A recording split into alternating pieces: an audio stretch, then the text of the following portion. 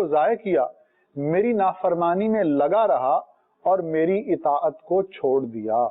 قرآن اس پر دلائل کے ساتھ الزامات لگاتا رہے گا یہاں تک کہ کہا جائے گا اس کے بارے میں تیرا معاملہ تیرے سپرد ہے۔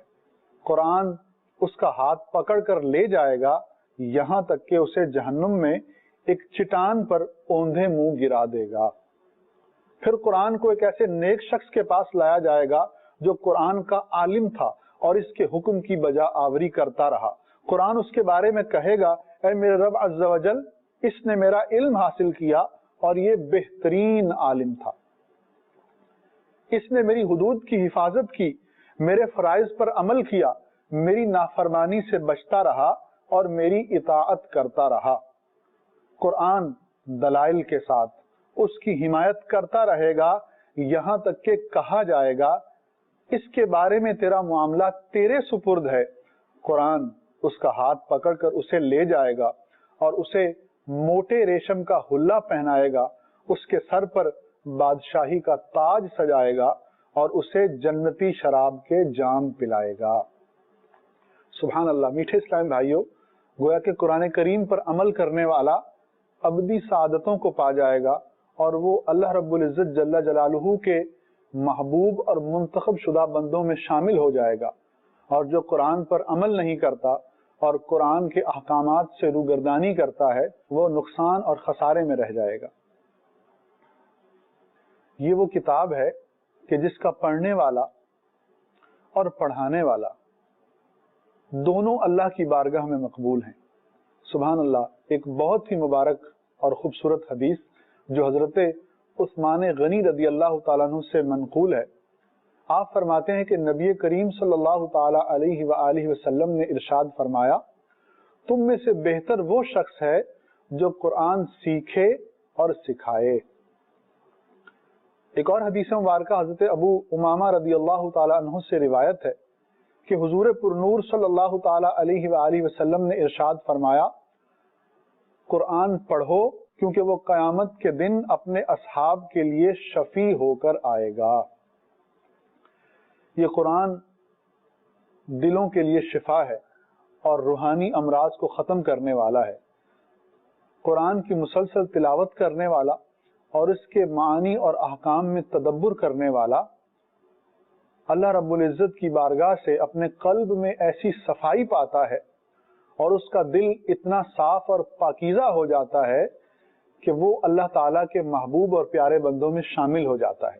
اسی حوالے سے ایک مبارک حدیث حضرت عبداللہ بن عمر رضی اللہ تعالیٰ عنہ سے روایت ہے کہ سید المرسلین صلی اللہ تعالیٰ علیہ وآلہ وسلم نے ارشاد فرمایا، ان دلوں میں بھی زنگ لگ جاتی ہے جس طرح لوہے میں پانی لگنے سے زنگ لگتی ہے۔ عرض کی گئی یا رسول اللہ صلی اللہ علیہ وسلم، اس کی صفائی کس چیز سے ہوگی؟ ارشاد فرمایا، کثرت سے موت کو یاد کرنے اور تلاوت قرآن کرنے سے۔ قرآن کی تلاوت کرنے والے کے حوالے سے ایک اور فضیلت سماعت فرمائیے۔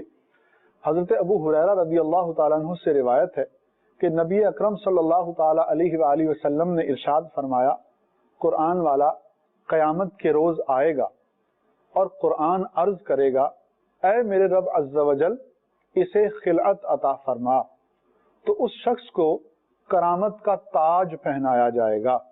قرآن پھر عرض کرے گا، اے میرے رب عز و جل اور زیادہ کر، تو اسے بزرگی کا حلہ پہنایا جائے گا۔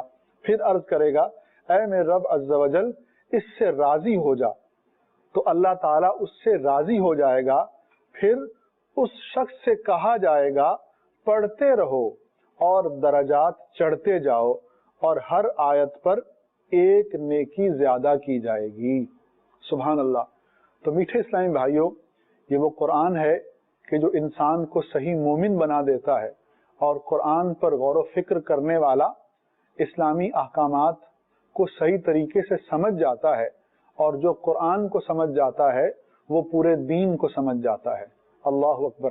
اور قرآن کی صرف تلاوت ہی کرتے رہنا یہ بھی دلوں کے زنگ کو دور کر دیتا ہے۔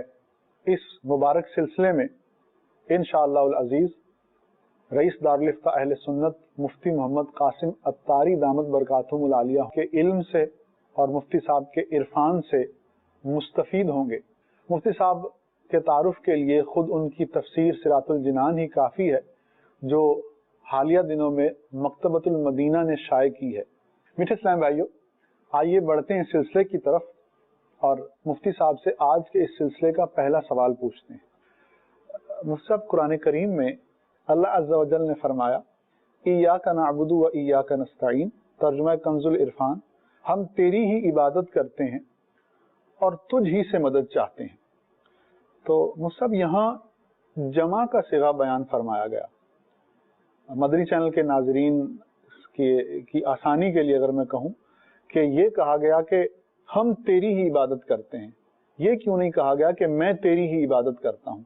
تو پہلا سوال یہ کہ جمع کا صیغہ کیوں استعمال کیا گیا، اور دوسری بات یہ کہ اس آیت سے تو یہ معلوم ہوتا ہے کہ ایاک نستعین، تجھ ہی سے مدد چاہتے ہیں۔ ہم تو اپنی دنیا داری کے معاملات میں بعض اوقات دوسروں سے بھی مدد چاہتے ہیں، مدد مانگتے ہیں، تو کیا ہمارا دوسروں سے اس طرح مدد مانگنا قرآن کے اس حکم کے خلاف ہے، یا قرآن کی روشنی میں یہ درست اور جائز ہے؟ بسم اللہ الرحمن الرحیم۔ دو باتیں آپ نے بیان کی ہیں۔ پہلا یہ ہے کہ قرآن پاک کی آیت مبارکہ ہے، سورۃ الفاتحہ کی آیت ہے، ایاک نعبد و ایاک نستعین، صرف تیری ہی ہم عبادت کرتے ہیں اور تجھ ہی سے مدد مانگتے ہیں۔ تو سوال یہ تھا کہ اگر ایک بندہ تنہا اللہ تعالیٰ کی بارگاہ میں عرض کر رہا ہے، یا وہ تنہا نماز پڑھ رہا ہے، تو وہ تو یہ کہے گا کہ اے اللہ میں تیری ہی عبادت کرتا ہوں۔ ہم تیری ہی عبادت کرتے ہیں، تو وہ تو تنہا ایک آدمی پڑھ رہا ہے، تو اس کے لیے تو میں کا لفظ ہوتا ہے۔